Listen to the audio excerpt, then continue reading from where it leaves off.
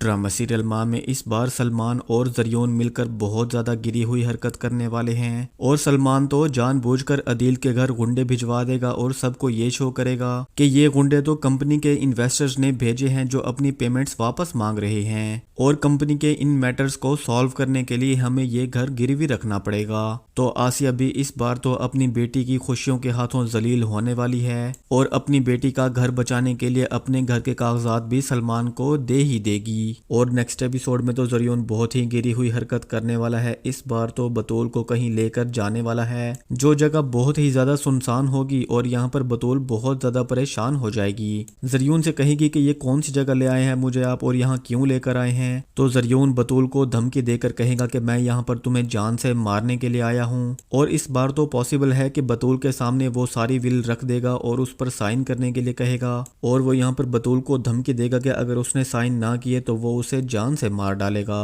اور دوسری طرف بطول کو بھی زریون کے مزاج کی اچھی طرح سے سمجھ آ چکی ہے، اور بطول بھی سمجھ ہی چکی ہے کہ زریون نے مجھ سے کس لیے شادی کی تھی، لیکن آگے چل کر ارمان جو کہ زریون کی ساری اصلیت سب کے سامنے تو لے ہی آئے گا، لیکن اس سے پہلے تو زریون بہت ہی چالاکی سے سیف صاحب کی ساری ول اپنے نام کروانے والا ہے۔ اور نیکسٹ ایپیسوڈ کی مکمل کہانی میں آپ لوگ دیکھیں گے عدیل جو کہ آہستہ آہستہ بہتری کی طرف جا رہا ہے، اور اسے یہ بھی پتہ چلنے جا رہا ہے کہ زریون تو میری بیٹی بطول کے ساتھ بہت زیادہ برا سلوک کرنے لگ گیا ہے، اور اس بار جب بطول اپنے باپ کے ساتھ بیٹھی ہے تو یہاں پر اس کے ہاتھ پر زخم بھی دیکھ ہی لیتا ہے جو کہ اسے زریون نے چوٹ پہنچائی تھی، تو یہاں پر اسے پوچھتا ہے کہ تمہیں ہاتھ پر کیا ہوا تھا، لیکن بطول اپنے باپ سے یہ بات چھپا ہی لیتی ہے کہ زریون نے اس پر ہاتھ اٹھایا تھا، اور وہ کہہ دیتی ہے کہ کچھ نہیں پاپا، یہ بس کام کرتے ہوئے نا مجھے چھوٹی سی چوٹ لگ گئی تھی۔ تو عدیل بھی دل میں سوچتا ہے کہ میری بیٹی مجھ سے جھوٹ بول رہی ہے، اور پھر بطول جیسے ہی عدیل کے کمرے سے باہر نکلتی ہے تو یہاں پر آسیہ اسے کہنے لگتی ہے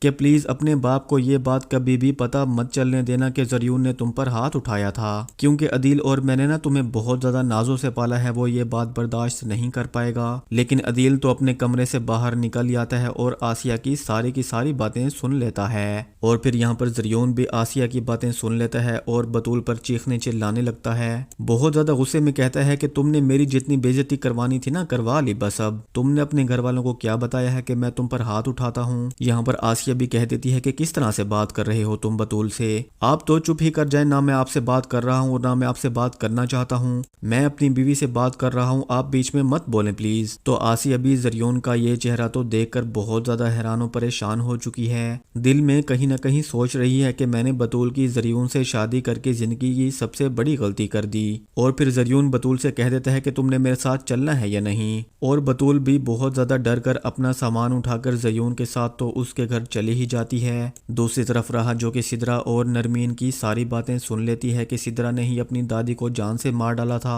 اور سدرا کے سامنے بھی جا کر کہہ دیتی ہے کہ تم نے جو اس دن اپنی ماں سے باتیں کی تھی نا وہ میں نے ساری کی ساری ریکارڈ کر لی تھی، دیکھو سدرا مجھے اچھی طرح سے پتا ہے کہ تم نے دادی کے ساتھ کیا کیا تھا، اور اب اگر تم نے میری بات نہ مانی نا تو میں یہ ساری کی ساری باتیں پاپا کو بتا دوں گی۔ تو دوستو آپ لوگوں کو کیا لگتا ہے کہ بطول بھی زریون کی ساری اصلیت سامنے آنے کے بعد اس سے بچ پائے گی یا نہیں؟ کمنٹ سیکشن میں اپنی رائے کا اظہار ضرور کیجیے گا۔ Thank you.